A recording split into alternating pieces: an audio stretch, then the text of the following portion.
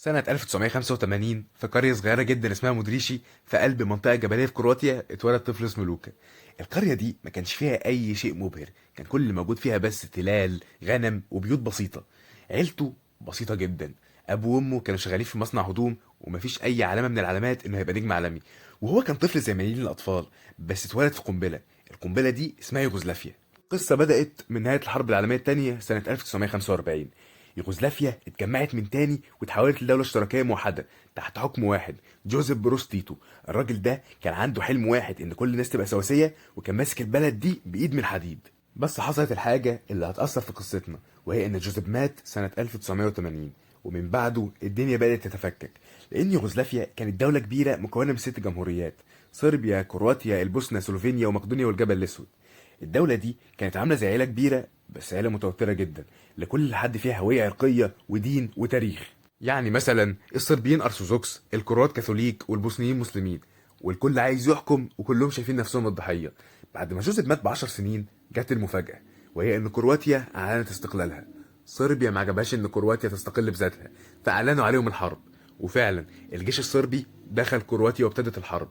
الناس اللي في المدن الكبيرة بدأوا يحسوا بالتوتر، والناس اللي في القرى بدأت تتضرب. كانت قرية مودريشي ماسكة رأس لوكا في النص في قلب المعركة حرفيا.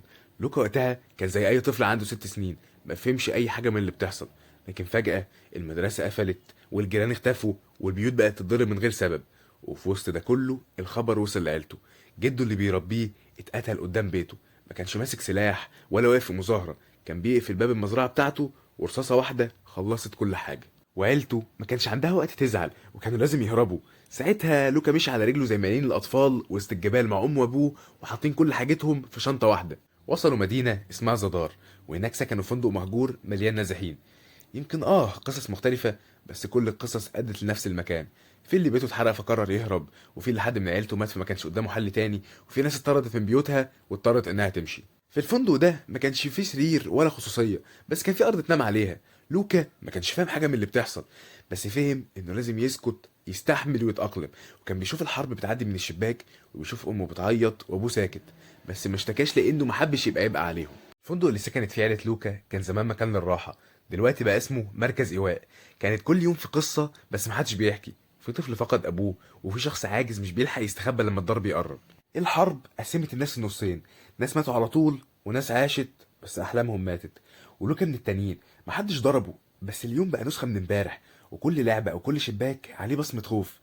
في الظروف دي المدرسة رفاهية، طب والأكل معركة، الأمل سلعة نادرة. ومع ذلك الناس كانت بتحاول تعيش. الحرب ما كانتش بين جيشين بس، دي كانت حرب هوية. يعني ممكن تموت لمجرد ان اسمك مش عاجب اللي شايل السلاح، ممكن بيتك يتحرق لانك من طائفة مش مناسبة، ممكن كل اللي بتحبه يختفي فجأة عشان بس اتولدت من الجانب الغلط اللي في الخريطة. ودي كارثة اكبر من اي قنبلة، لانها بتخلي الطفل يسأل انا غلطتي ايه.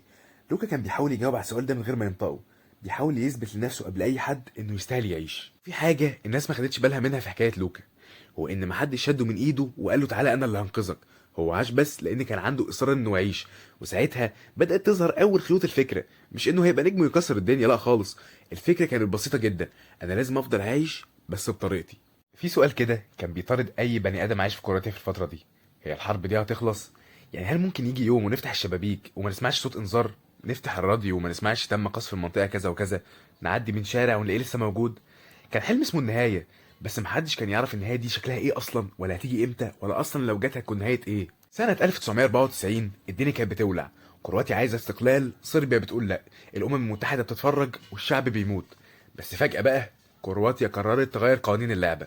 عملوا عمليه عسكريه اسمها اوبريشن ستورم، او عمليه العاصفه.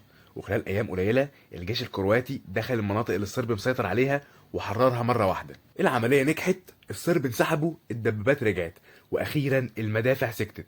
بس السكون ده ما كانش زي ما الناس متخيله خالص. ما حسوش بطعم النصر ولا علم كرواتيا بقى بيرفرف والناس بتبكي من الفرحه. كان في حاجه تانية، وهي الفراغ. كرواتيا بعد الحرب ما كانتش بلد خارجه من معركه، كانت كانها مسرح جريمه والمتهم هرب.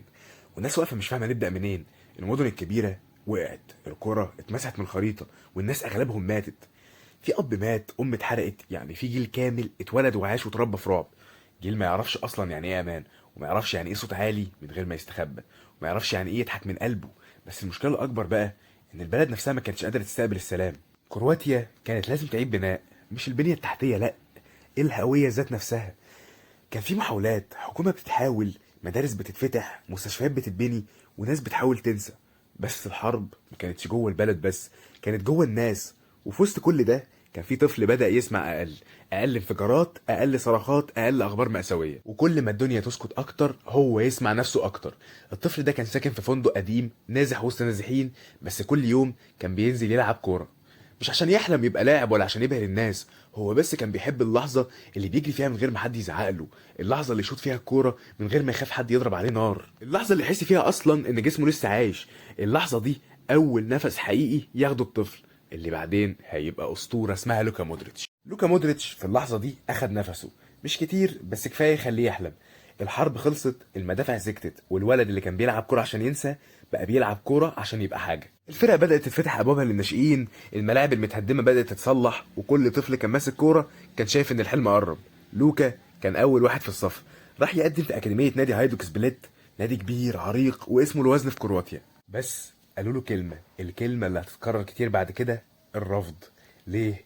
قالوا انه ضعيف، جسمه هزيل، ما يتحملش خناقه كوره، ما فيهوش الاكس فاكتور اللي يخلي مدرب يقول انا عايز الواد ده. بس خليني اقف هنا بقى واسالك سؤال: لو انت طفل عايش في فندق نازحين وشفت اهلك بيجروا من الموت، وعشت سنين وانت بتستخبى من كل صوت عالي، اول ما قلت انا عايز اعمل حاجه قالوا لك لا، هتعمل ايه؟ ناس كتير كانت هتسيب الكوره وتقول ماليش نصيب وترجع تكمل الحياه من سكات. بس لوكا لا، الرفض ده كان نقطه فاصله. انت فاكر انه هيبقى مشهد النهايه بقى وكده، بس هو كان بدايه صراع من نوع جديد، مش صراع على البقاء لا خالص، صراع على الذات.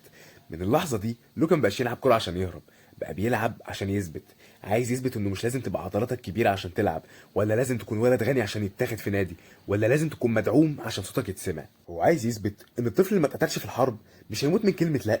وكل مره ينزل يتمرن، كل مره يشوف كوره في حته البيت، كل مره يشوف نفسه في مرايه مش عاجباه، كان بيقول لنفسه انا لسه هنا. بعد ما اتقفل في وشه نادي هايدوك سبليت، لوكا رجع الفندق وهو شايل جمله من اللي بتطبع جواك بس مش في ودنك: الكوره مش ليك.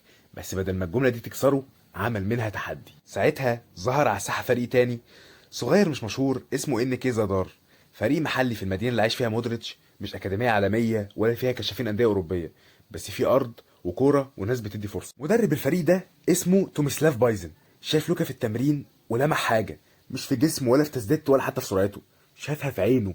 العين دي مش بتتهز، مش بتسرح، مش بتتشتت.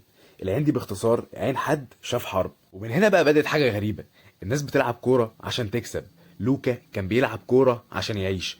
كل تمريرة بالنسبة له ما كانتش حركة تكتيكية، كانت صرخة. كل ماتش ودي كان معركة، وكل ما يقرب الناس بتلاحظ نفس المشكلة دايما هي جسمه صغير مش هينفع، خفيف زيادة عن اللزوم ومش بيفزع الخصوم. ساعتها بقى المدرب قرر يعمل حاجة مجنونة وإنه يراهن عليه. خده وسافر بيه لفريق صغير في البوسنة.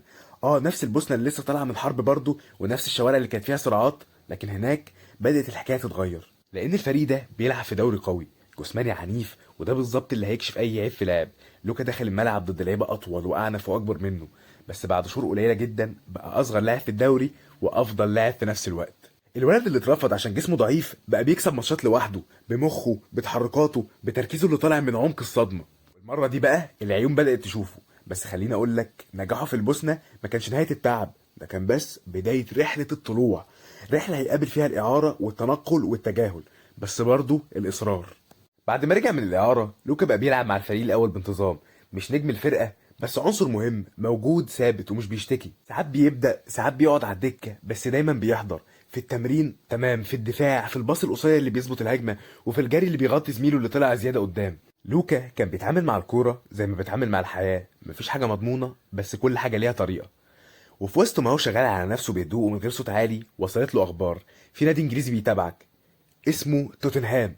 في الاول ما كانش مصدق، هو نفسه قال بعدين انه كان فاكرها اشاعه او واحده من الحكايات اللي تتقال لاي لاعب شغال كويس عشان يتحمس اكتر. بس بعدها بفتره صغيره الخبر اتاكد: توتنهام عايز لوكا، عايز يجي يلعب في الدوري الانجليزي، الدوري اللي بيتلعب بسرعه وبجسم وبضغط جماهيري واعلامي مختلف تماما عن كرواتيا. الناس اللي في بلده كانوا قلقانين: ده جسمه صغير، مش هينفع هناك، ده هيتاكل، حرفيا حاجات اشبه بالامومه. بس هو ما قالش لا، كان حاسس انها فرصه يخرج من بلده ويجرب حاجه جديده ويشوف اللي جواه ده ممكن يشتغل في ملعب اكبر ولا لا. سنة 2008 لوكا مودريتش ركب الطيارة وساب كرواتيا ورا ظهره، مش عشان يهرب خالص، لا لا، ولا عشان يدور على الشهرة، بس لأنه حس إن الوقت جه يجرب ويشوف. 2008 لوكا مودريتش بيوصل لندن، الجو برد، الناس مستعجلة، والكرة هناك مش بتهزر. أول يوم ليه في توتنهام دخل أوضة اللبس، لقى لعيبة عمالقة كلهم أطول منه، كلهم بيبصوا له كده بنظرة هو ده اللي دفعنا في 16 مليون. في التمرين الأول التحامات، سرعة، وهو واقف مش بيخاف بس بيتريث، ماسك الكورة بيعدي بس من غير استعراض. وبعد أول ماتش رسمي الجرايد كتبت العنوان اللي ما رحمش: مودريتش خيبة أمل بحجم الصفقة. ناس قالت عليه ضعيف، ناس قالت كرواتيا ضحكت علينا، وحتى مدرب الفريق ساعتها قال انه محتاج يتعود على البريمير ليج. بس في وسط كل ده لوكا ما عملش رد فعل، ما هاجمش صحفي ولا عمل ستوري حزينه، لا، هو نزل التمرين تاني يوم وابتدى شغله الحقيقي. ابتدى يزود في كتلته العضليه، يتعلم ازاي يحط جسمه بين الكره والمدافع، وازاي يخلي نفسه مفيد حتى لو مش لامع. كان بيسمع الكلام وبيطوروه، ومع الوقت بدأت الجماهير تلاحظ ده مش لاعب عادي، ده بيخلي الهجمه تمشي، ده كأنك عندك مترجم في الملعب بيفهم لغه الكره كلها. ومن موسم لموسم لوكا بقى عنصر اساسي في توتنهام، مش النجم الاول صحيح، لكن القلب اللي بيدق في نص الملعب. الماتشات الكبيره تلاقيه هناك، الماتشات الصعبه اكتر واحد بيهدي الفريق. الناس بدأت تحبه مش عشان بيجيب جوان، لا، لكن عشان بيخلي الباقيين بيجيبوا جوان. في يوم الصحافه سالت مدرب مانشستر يونايتد وقتها السير اليكس فيرجسون عن رايه في مودريتش، رد بكلمه واحده: عبقري. وبعد 4 سنين من الاستقرار جه عرض، بس المره دي مش من اي نادي، المره دي من ريال مدريد، اكبر نادي في العالم. بيتصل بيك بيقول لك احنا عايزينك في نص ملعبنا. ولوكا ما ترددش لحظه، بس ما كانش يعرف ان اول موسم ليه في مدريد هيبقى اصعب من اي حاجه فاتت. لما وصل استقبله الاعلام الاسباني بترحيب مش احسن حاجه. اول ماتش ليه مستوى عادي، تاني ماتش اقل، وبعد شهرين جريدة ماركا عملت استفتاء: اسوأ صفقه في الموسم. ومع الاسف مودريتش كان رقم واحد. نفس الكومنتات رجعت من تاني: ضعيف، مش مناسب، مش نجم. بس لوكا رد برضه بنفس الطريقه: سكت، اشتغل، استنى. وفي ماتش ضد مانشستر يونايتد في دوري الابطال اتغير كل حاجه. لوكا نزل بديل، الدنيا ضده، الفريق خسران. مره واحده خد الكوره، فتح مساحه، وحدف تسديده من بره المنطقه، جون. رجع الفريق في الماتش ورجع نفسه للحياه، من بعدها ما خرجش من التشكيله. واحده واحده بدأ يفرض وجوده، ما كانش بيطلب الكوره، الكوره هي اللي بقت بتدور عليه. بقى يلعب جنب تشابي الونسو ورا كريستيانو، وبيغطي مكان لما مارسيلو يهاجم. كان بيربط الفريق من غير ما يزق نفسه في الصوره. وبعدها مدريد فاز بدوري الابطال مره ورا مره، ولوكا بقى جزء من العصر الذهبي. بس الاهم من الكؤوس هو اللي الناس بدأت تشوفه، الواد اللي قالوا عليه ضعيف وهو بيشيل الفريق من توتنهام للبرنابيو، من غرفة نازحين في كرواتيا لغرفة الكؤوس في مدريد. في كرواتيا لوكا مودريتش مش مجرد لاعب، ده حالة وجدانية. الناس بتبصله كأنه ابنهم اللي شاف اللي محدش يستحمله، واللي رغم جسمه الصغير ووشه الهادي قدر يغير صورة بلد كاملة. في بلد عدى عليها حرب وتفكك وفساد كان لازم يظهر رمز، حد بيقول احنا لسه نقدر نكسب بس بطريقتنا، والرمز ده كان لوكا. سنة 2018 كرواتيا راحت كأس العالم في روسيا، وكل الناس كانت متوقعة تخرج بدري كالعادة، بس لا، الفرقة بدأت تكسب واحدة ورا التانية، وبين كل ماتش والتاني كان في راجل صغير الحجم، شعره طويل ووشه ساكت بس رجله بتتكلم. كرواتيا فازت على نيجيريا ودمرت الأرجنتين 3-0، وفضلت تكسب وتكسب لحد ما وصلت النهائي، نهائي كأس العالم. بلد صغيرة جدا كرويا وقفوا قدام فرنسا وسط ملاعب العالم كلها. خسروا النهائي بس كسبوا حاجة تانية وهي أهم: الاحترام.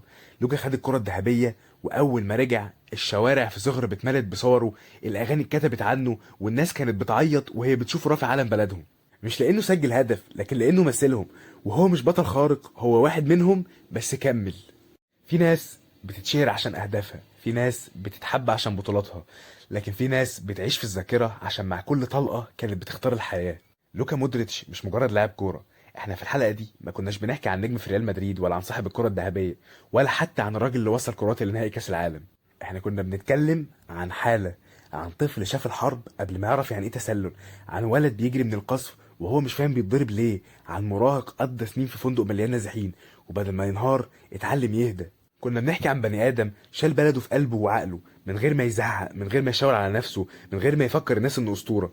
بس هو بقى لوكا مودريتش، الولد اللي الحرب حاولت تكسره والدنيا حاولت تهمشه والملاعب قالت عليه مش لايق، ثبت حاجه واحده: انك مش لازم تتولد في المكان الصح ولا الوقت الصح عشان تعمل الحاجه الصح. واحنا ما كناش بنتكلم عن كوره، كنا بنتكلم عن انسان كسب معركته، مش على الملعب لكن جوه نفسه. وفي الاخر دي كانت حكايه لوكا مودريتش. فلو عجبك الفيديو متنساش تعمل لايك وسبسكرايب، الحاجات الحلوه دي. ويلا سلام.